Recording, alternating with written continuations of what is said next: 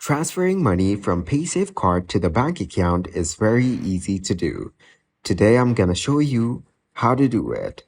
You can transfer your Paysafecard balance to digital wallets like Skrill or PayPal. Once the funds are in your digital wallet, you can then withdraw them to your linked bank account. Some online payment services may allow you to use Paysafecard as a payment method for adding funds to your account.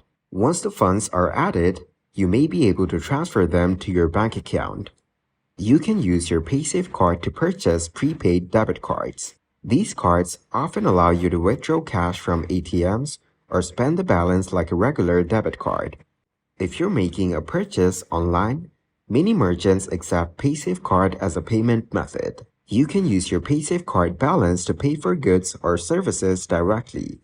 Paysafecard offers a prepaid MasterCard option in some regions. You can use this card for online and in-store purchases wherever MasterCard is accepted.